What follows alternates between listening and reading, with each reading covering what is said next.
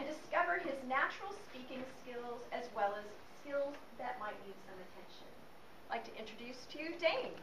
Thank you. So I don't know about natural skills, which is why I'm here. But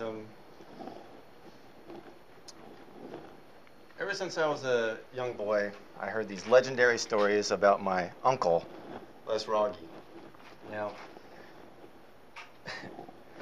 I remember my mom telling me wonderful, out of the world stories about my black sheep uncle. At 8 years old, he shot out all the street lights in his neighborhood. At 13, he was hot wiring cars. And my mom remembers hearing the sirens one day, and she looks out the bedroom window, and she sees my uncle screaming down their long gravel driveway to the house with the cops right behind him.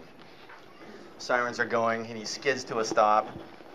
Mind you, this was my grandfather's car that he hot-wired in the garage and took it for a joyride.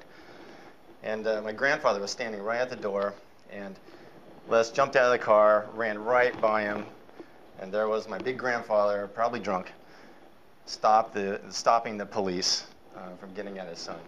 And that's kind of how my family dealt with my uncle. He ended up going to 4 different high schools, got kicked out of them all. He was standing in front of a judge one day when he was about 16 or 17. And the judge says, "You have 4 choices, young man. Now pick a service." And so that's what he did. He joined the Navy. And in the Navy, he learned how to be a criminal. Not in the normal way, but he ended up stealing cars, and that's where he learned how to establish himself as a car thief. And he got kicked out of the Navy, spent some time in Leavenworth, and that's where he learned how to be a bank robber. And so he went on to have a infamous, wonderful career as a bank robber. Now, Les was a different kind of criminal. He was a very professional person. He dressed professionally. He wore a suit. He made appointments with bank managers, and he really had a definite MO. He was one of the best that the U.S. has ever seen. He would make appointments with the managers at lunchtime or at the end of the day, where the almost female staff was the most vulnerable. He was polite and stern. He had a gun. He didn't use violence. He never pulled his gun in the bank, but it was there.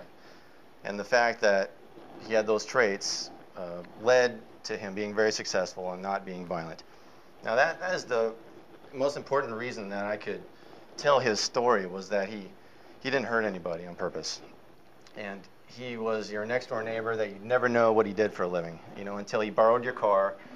Because you let him.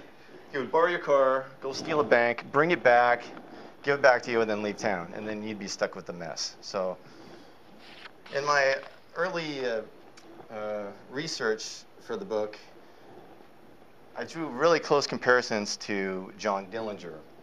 Now, John Dillinger had a very famous career. He got in trouble when he was very young. They had very similar traits. They in and out of jail, and they both went on to, huge careers, in their field. John Dillinger hurt people. They both had influence on the way that the FBI came after criminals like Dillinger. For Dillinger, the FBI was created to capture people like him, most importantly him. And my uncle had his own contribution on how the FBI came after criminals, because he was so good and eluded them for so long.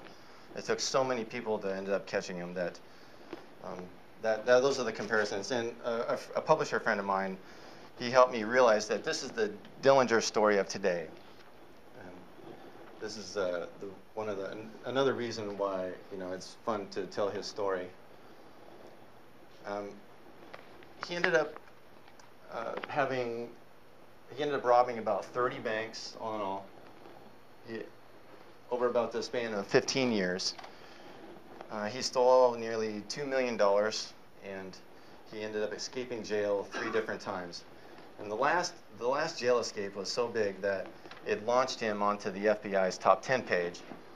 And from there, the FBI, being on the FBI's list, launched him onto being on America's Most Wanted several times, feature shows. That spawned Unsolved Mysteries and a whole host of national media. So he went from being a criminal that could change his ID, change his social security number, and change his car and move out of town, to one that now he was always on television every Saturday night, and he couldn't go anywhere without being seen. So he ended up having to leave the country, and when he was in Mexico, he'd be forced up here because the heat was so heavy there, and back and forth a couple times, and he ended up settling down in Guatemala, where he found Antigua to be a place of expatriates that all seemed to be running from something of their own. So he settled there for about 5 years until in '95, the FBI launched its website of the top 10 most wanted criminals, and there he was. His neighbor's son, 14 years old, found him on the site. Long story short, that's what ended up making him surrender. He couldn't run anymore. So in '95, we started communicating with him because now he's in federal prison. And we write him letters, and he would write letters back. But his letters weren't letters, they were stories. And there were stories of these 15 years that were missing, from our life with him.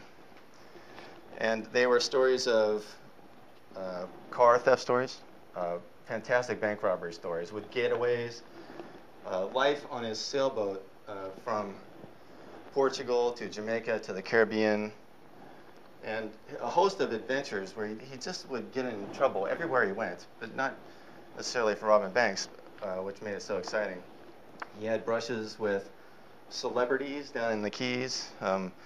He ran into Jack Nicholson. They went sailing and got drunk together, and so that's in the book too. But these letters were fantastic, and I realized that they're going to go away someday. My mom was putting them in a little box in the closet, and they were going to get burned or lost or stolen. And I needed to put these into the computer, and that's what I did. Over the next year, I had about 20 fantastic stories but they had no congruity. They didn't flow.